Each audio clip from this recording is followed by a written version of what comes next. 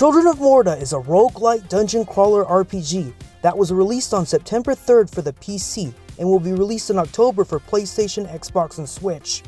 The publishers behind Children of Morta, 11-Bit Studios, have brought us the award-winning game Frostpunk, which I didn't get a chance to review but love to death.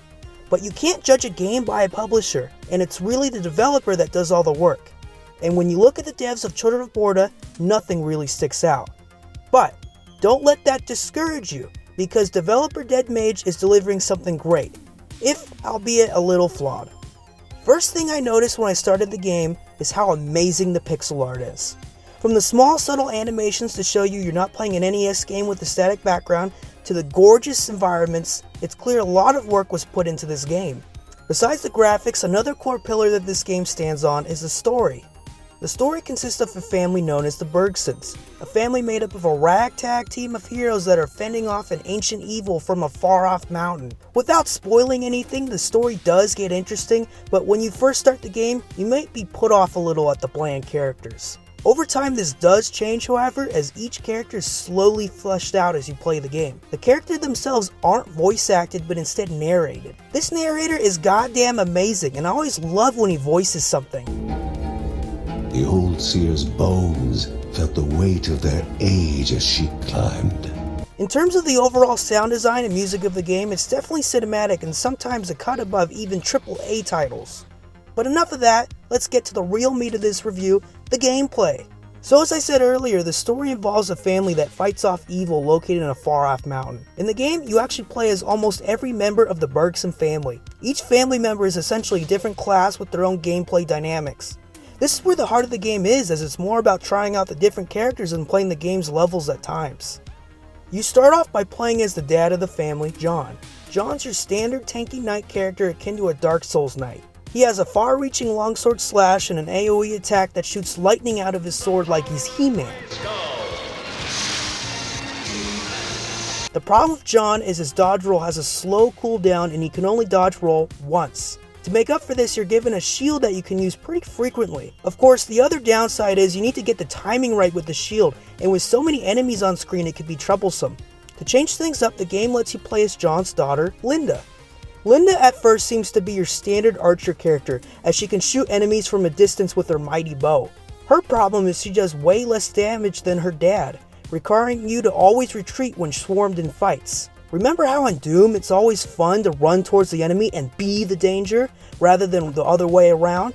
Yeah, that's not how you feel with Linda, at least not at first. The game has you start as a character that feels super weak, and the game is expecting you to die. It's only after continuing to play the game that you strengthen your character.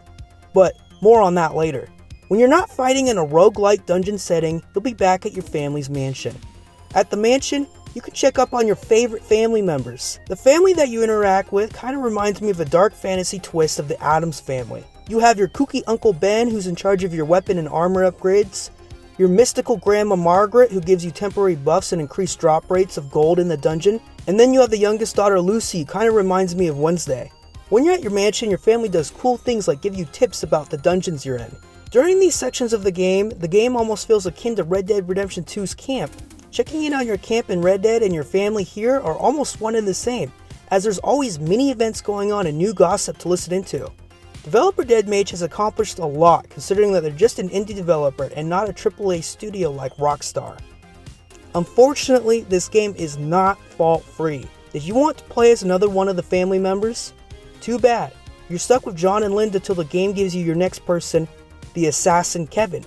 Kevin is John's son and Linda's younger brother. Now, to be fair to the game doesn't make you wait super long, and I could see why they wanted you to get a feel for the other characters first. Going back to Kevin is different from John and Linda in that he's an assassin who specializes in speed. He can do 3 dodge rolls in a row while John can only do 1. But another thing about Kevin is his fury mechanic. When Kevin gets mad, he builds up his attack speed in the game. With a super speedy assassin, you'd think he'd be broken, right? Well, Kevin's only problem is he's got to be even closer to enemies than his dad. But he's so fast he can just keep enemies perpetually stunned. I ended up getting my highest kill streaks with him. Oh, and naturally, since he's an assassin, he scores crits more often.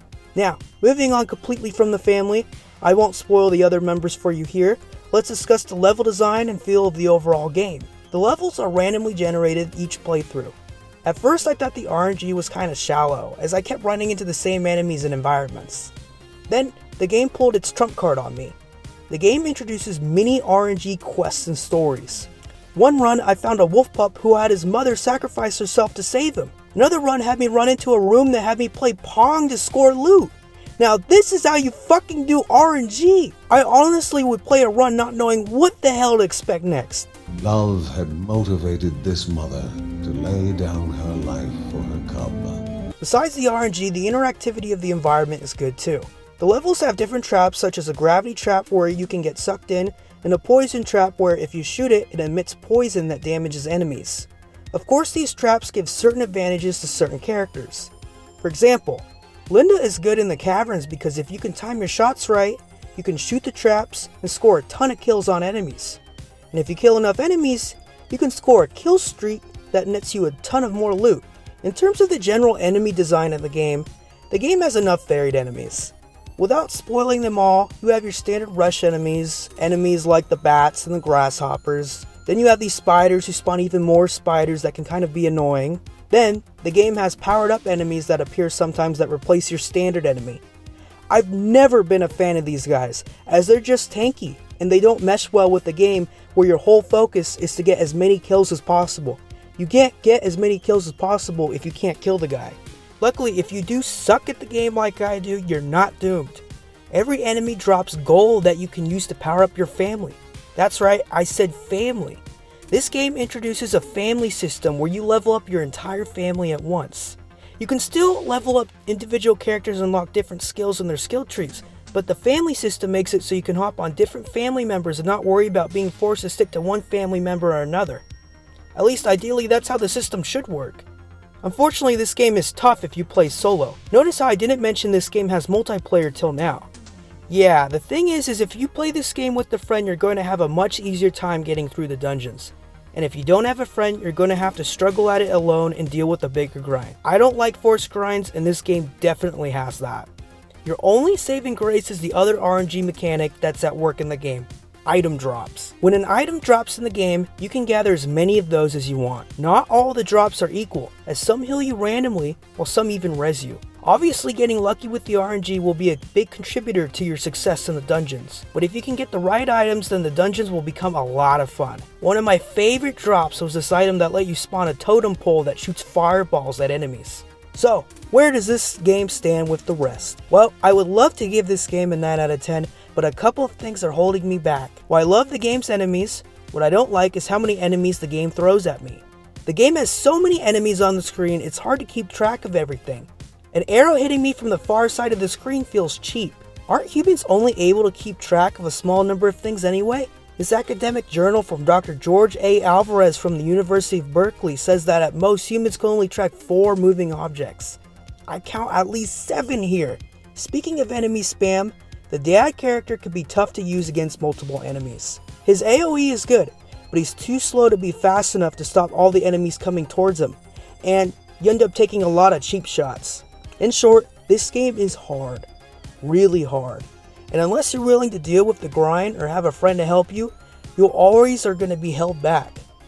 Despite all of this though, I still love the game. The whole game is all about that power climb, and if you can get past the grind, then this is a game for you. With all that said, I'm giving Children of Morta an 8 out of 10, with it being a 9 out of 10 with a friend. Here's to hoping the devs continue to improve the game.